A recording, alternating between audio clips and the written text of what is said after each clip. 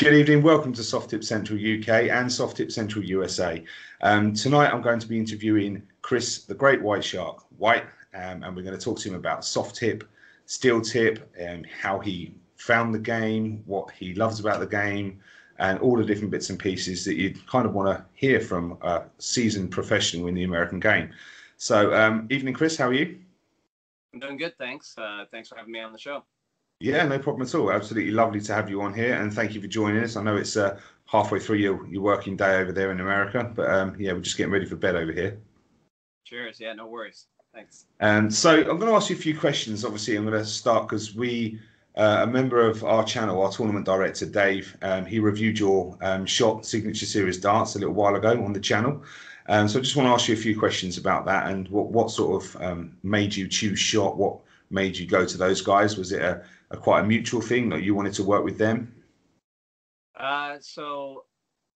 Shot came about it's my longest sponsor. 2009. So I've been with them, 12 years. And it was actually at a soft tip tournament that I'd met the owner, Peter McCormick. Back in the day, Medalist was a big operator here in the States, and it was then Puma. And they put in a big bunch of money into the Medalist program, and we were all there playing it. And I'd had quite a successful weekend. Won a few events, and got introduced to Peter through a mutual friend, and it just kind of went from there. And we got to chatting, and eventually asked me if I would want to come on board, and the rest is history, I guess. I've been with him for a long time. Yeah, that's pretty awesome. So have you always had the same sort of dart design? Was that the one dart that you had designed for you, and that's it? You stuck with it for the length of time you've been with Shot? Are there any more generation darts? Yeah, so I had two other generations. My very first dart was kind of just a replica of what I was using way back, in the day. He took some pictures, and they kind of just made the exact same dart I was using at that time. And then I designed another dart, probably, I guess, 6-7 years ago, and came out with the phase twos. And then I designed this dart probably a couple of years ago, and I've been using this one ever since. And just love it. Yeah, so I mean, they are beautiful dart, absolutely beautiful dart. I love the shark fin design and everything on them. They really are extremely eye-catching and beautiful to look at, and they're also really nice to throw as well. I've had a throw with them, and they do just clean the like finger positioning that you can get on the dart, and the placement points are fantastic throughout the whole thing. So yeah, well done. They are an amazing dart to play with. So I've had a look. I've done some research and sort of read a bit of your background. And you started playing at quite a young age, didn't you? And it was quite an interesting thing that you had quite a big family involvement with darts. So it's always been a part of your life. Yeah, always been around darts. Like you said, my family, my grandfather, my uncle were both pretty talented players. So always grew up around the game. So by the time I was 5-6 years old, I was messing around downstairs in the basement and stuff back in Canada.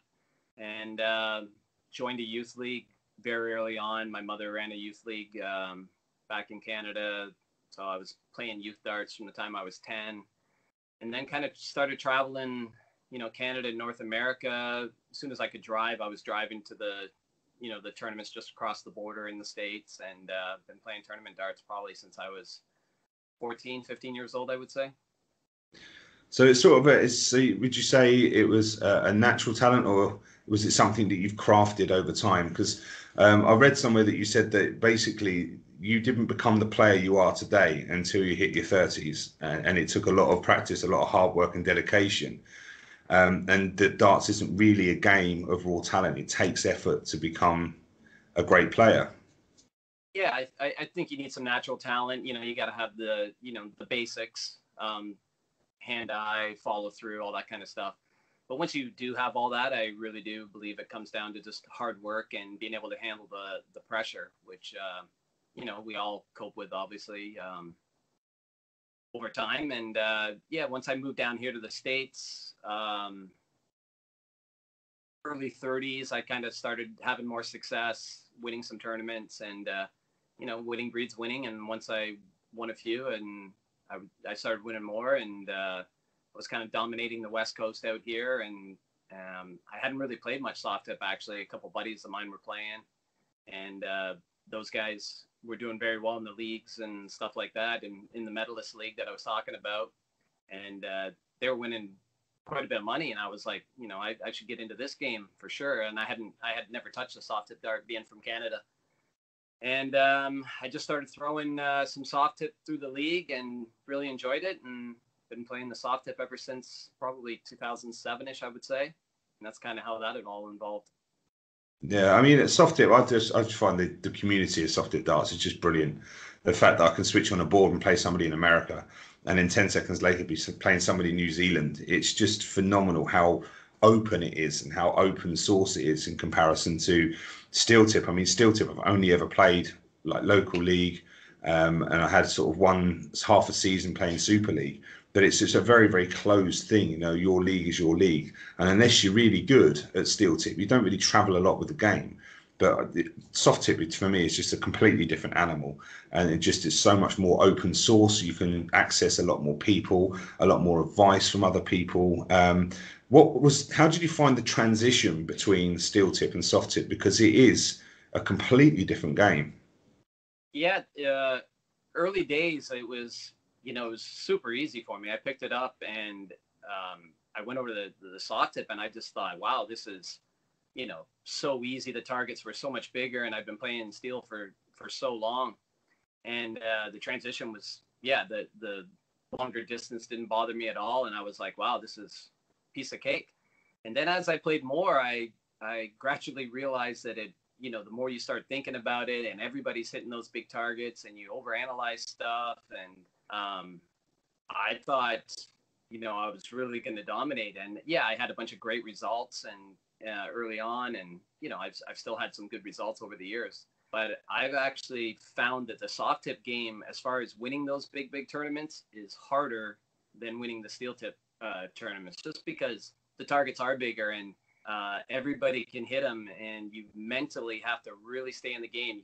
You can't take a shot off. If you do, you're going to get punished. And next thing you know, it's such a short, quick format, and it's over, and you're out of the tournament, and you're left scratching your head going, what happened? So it really is a difficult game, I've come to realize. Yeah, and I mean, Jeff Smith once said to us when we interviewed him earlier in the year, he said soft tip is completely different to steel. Soft tip is a game about what you miss, not what you hit. Absolutely. And it's because the targets are so big, everybody can hit them. So if you miss one, that you can guarantee that other person's going to be hitting it.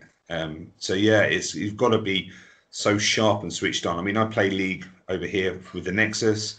I'm now starting playing League on the Grand Board, and just literally it's first to seven, like the Premier League for the PDC. And you just have to stay so switched on all the time, because if you hit 126, that's it, you're out of the game. There's no point in even thinking about carrying on the rest of the leg, because they're miles ahead. And it's so difficult to stay switched on all the time. When transitioning, what advice would you give people? Because in the UK, soft tip is very new. It's very fresh over here. And a lot of people are solid steel tip players. What advice would you give to those people transitioning across to soft tip? And would it be something that you would recommend people to do in their homes? Is it something that you enjoy doing at home? So obviously I have the darts live board here behind me. Obviously I have a steel tip board. I pretty much practice all the time on the steel tip board. And then, about 2 weeks before a big soft tip tournament, I'll kind of switch over to the soft tip, and I'll just focus all my efforts onto the soft tip board. I'll usually set up a game on my own on the board and play against myself. I mean, a lot of people obviously don't have the luxury of having this full-size board, but I mean, those grand boards and all those boards are out there. They're very affordable, and you can get on and play anybody now. So I mean, that's the number one thing, is just to kind of give yourself a week or two to transition over, get really comfortable, build up your confidence hitting those big targets, shoot those bulls. For me also, I use the same dart I throw in the steel tip game, I throw in the soft tip game. So there's really no difference. I use my Shark conversion point that I designed with Shot. a few years ago. So basically, I just screw out my fit flight or my fit point, take that off. I put in my shark conversion point, and I'm ready to go. It's simple, easy transition. Awesome. So does that mean that you use a lighter weight dart for steel tip? Because a lot of the boards that we use can't take a dart, and some tournaments that you play in, you're actually disqualified if you use a dart of a combined weight over 22 grams. So do you throw a lighter dart in steel as well So as in soft? I throw right at the 22-gram mark. So for both steel and soft. So I have experimented. I did throw an 18 for a few years. I did throw 20 as well for a little bit, and now I've been throwing the 22s for 4 years, I would say now. So I just kind of stick to that one weight and go from there. Yeah, I mean that must be a lot easier for you to sort of maintain a good average across the two by having the same dart, and that consistency will come a lot easier having exactly the same dart. So that's a Absolutely. really good thing. Yeah. In the beginning, when I was very new to the soft tip world, I threw a 23-gram steel tip dart, but I also used like the super long point, the Allen key points, almost similar to the ones Whitlock's been playing with, and so that was really messing me up to go from that dart to the soft tip and then back and forth. So very quickly, I decided to go to that conversion point, and I've been doing that for a long time, 15 plus years probably. Awesome. And so, I mean, I've looked on your Wikipedia. Now, Wikipedia is a sea of information, and there is not a title, I don't think, in the ADO that you haven't won at least once. You've won so many titles across many years. Is there one victory that stands out to you, and it's the most memorable one for you? Is there one that you sort of look back and think that was an amazing weekend? Well, thank you. Not really. I mean, when I first won the national title, just because being from Canada, moving down here, I had to put in the waiting time and all that kind of stuff. That was really important. And then I had, the PDC ones are always PDC, the CDC. The ones that bring all the best players out are the ones that are always the most important to you, right? So I also had a deep run in a Pro Tour event here. I made the semifinals. That was important. That got me into the Desert Classic. And when the Yeah, because you were PDC in the first, last 32, weren't you, at the Desert Classic? yeah. Yeah, that's an amazing achievement. So that was a few years ago. Got in there, and then recently when the PDC came back over for the U.S. World Series, there I won the very first qualifier for that. I was able to get on the stage there, play Michael Van Gerwen. So that was a big one, just because that room was so tough. You had every best player in North America was there. So to get through that one was awesome as well. Yeah, I watched that game. How Getting was up that there experience now. playing MVG? I mean, Yeah, it's a completely different kettle of fish, isn't it? definitely. I mean, you get up there. I shot very well against him. I think I averaged mid 90s against him, and he smashed me like I wasn't even there. So he's an animal for sure, man. But that's what makes those guys what they are. I mean, they're great for a reason, and they're just he's a super nice guy and awesome to play against. I really enjoyed it though. So, I mean, obviously, with regards your darts, your soft tip, and the setup that you can't use, obviously, you're also sponsored by Cosmo. So they supply you with your points, and I've actually looked at your third gen. I think it's the third generation flight that you've got out at the moment, the threes. Correct. My buddy's a Shannon Cullen. Shout out to him. He's a tattoo artist here locally, and he drew up that design for me with the shark and the Japanese water and everything. And it's been a real big hit. It's been a big seller over in Asia, and it's been great. Been using that for I don't know about 2-3 years now, so it's a really good flight. And I've been using that Cosmos system. I've been sponsored with them since I think 2010. I think I'm the longest international sponsored player. So with Cosmos, so I've been with them for a long time as well.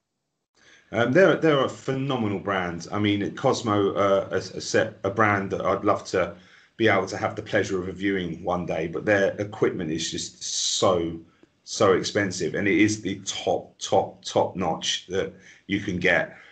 One day I will get my hands on some of those bits, and I will do some reviews on them. But for the moment, Shot have really been really great to us.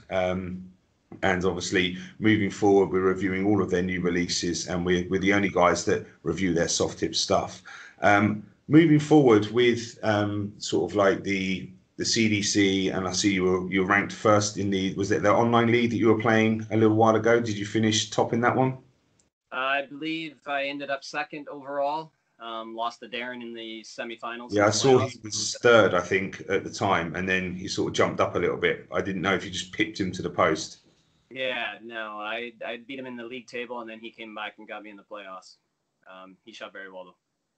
Yeah, and then, so is that something you're looking forward to? Did you enjoy the whole online experience? Was it something that you'd be happy to do again? Yeah, I would definitely be up to doing it again. I was late to the whole play online through your the streaming thing, and so I was a little busy. I didn't have time to get into the first one they had asked me. I decided to jump in and get into the second one, and I really did enjoy it. It was a lot of fun, and just to be able to hook up with the guys that, obviously this is a strange year, and to be able to hook up with all the guys and get some good practice games in, I think it'll, help me going forward. We do have the CDC coming up here try to qualify for the World Championships, so that's in a couple weeks. So everybody will be practicing hard for that one. So I think that'll help me, just going through that.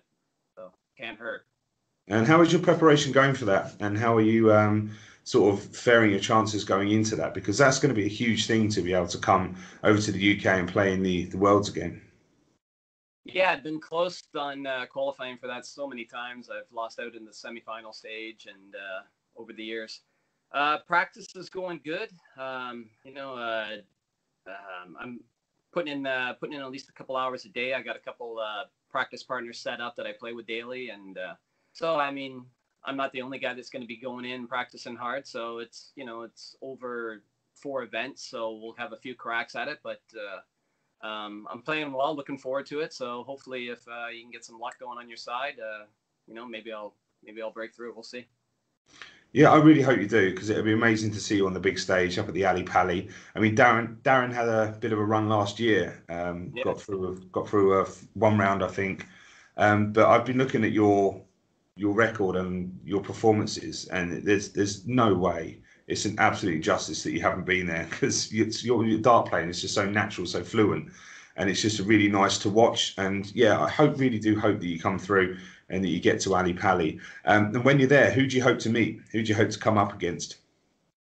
Well, I've met most of those guys or played against them over the years, just through the tour events, and I've gone over to England and played the tour events back in the day over there. So really doesn't matter. They're all such great players now. All the young kids coming up are fantastic. There's no easy draws anymore. Like years ago, you'd play an international player and you'd think, oh, this is an easier draw, but that's just not the case anymore. Every one of those guys can play. As you can see, everybody's averaging mid-90s, it seems, and into the hundreds. So there's no easy draws. I wouldn't care. It'd just be a dream to finally get over there. I think you're right. I think I've deserved to get over there, and just haven't been able to get over the hump. So hopefully this is my year. We'll see. Fantastic. Well, one thing we do promote here at Soft Tip Central UK is youth, and you mentioned it there, the young guys coming up through the ranks. Is there any advice that you can give to junior players, people that are passionate about the game now, but just want to take it that little bit further? Is there any advice you can give them moving forward, sort of words of wisdom? Yeah, coming up through the youth ranks, what I usually just tell the kids is, obviously hard work and just, lock yourself in the room, garage, wherever your board is, and practice as hard as you can, but just not to try to move up too quickly. Kind of dominate the level you're at before moving on to the next step, right? It's always good to keep your confidence going before you move up, and then you move up to the next side and start dominating that before you move on. I think sometimes kids just want to be there so quickly, and then they just move up a little too quick, and play people at your level or just a little bit higher in you, and get in those live matches if you can, as many of those as you can. It's just really going to help you going forward, and learn how to learn how to win under pressure is just so important. And if you just jump up too quickly and you just go and get smashed all the time, it really doesn't help you with your confidence or just getting forward in the game. Like, winning breeds winning, and to be able to dominate at whatever level you are, it really helps you. Yeah, because I watched a video. A lot of people talk about where's the best place to stand your kids when they're throwing. Is it better to start them right the way back on a crate and this, that, and the other? And it was really interesting that their throws change constantly as they're growing up. So what you just said there about dominating your level first before moving up to the next level really, really rings true with me, because your throw is going to change over the course of 2 to 3 years because you're still growing. You're getting taller, your arms are getting longer, your follow through is going to be less. But yeah, I really appreciate the dominate where you are now, control where you are, and get really, really good, and then go up. Because it is right what you say. Some of these kids just get thrown straight into the stardom, and then sort of 2 seasons later, you never hear of them again. But yeah, that's amazing advice, and thank you so much for that. Yeah, that does. Yeah, I've seen it many times where, you know, there has been kids that come up and you think, well, you know, this, and then yeah, I mean, and listen, some kids, they just don't want to play darts all their life. I mean, and I get that too, or school gets in the way, or whatever it may be. So it's not for everybody, but if it is your dream to play on the professional level, there's no better opportunity than now. I mean, the money that's out there for these kids now, it's just an amazing opportunity for sure. So again, thank you so much for joining us today. Well, I'm going to wrap this up now with one last question that I ask everybody that I interview is, what do you prefer? Do you prefer steel tip or soft tip? So I probably prefer steel tip a little bit more than the soft tip, but the soft tip really has given me the opportunity to travel all over the world. Yeah, I traveled a bunch with steel as well, but the soft tip, to be able to go all over Europe and Asia and all the places that I've been, I wouldn't have been able to do that without the soft tip. So, you know, I would say it's like a 60-40 split with the steel tip for me, just because that's where I started. That's my background. I do play it a little bit more than soft tip, but I really do enjoy the soft tip game as well. And just to be able to go back and forth, you meet different people, and it is a bit more of a laid back atmosphere in the soft tip, but just as competitive and harder, if not harder to, just as harder, if not harder to win. So both games great. Well, again, thank you so much for joining us today. We look forward to looking at you and seeing you at the Ali Pali, because I'm sure you're going to get there. And this is going to be all year. And if you do, we'll have to have a game on the Darts Live board when you're over here and throw a few soft tip darts, just to sort of break up the steel a little bit when you come over. But no, Chris, thank you so much for joining us. It's been an absolute pleasure to talk to you, and we hope to talk to you again soon. No problem, Daniel. Thanks for having me on the show again, and good luck with the channel. Thank you so much indeed. We'll speak to you soon, buddy. All right. Take care. Take care. Bye.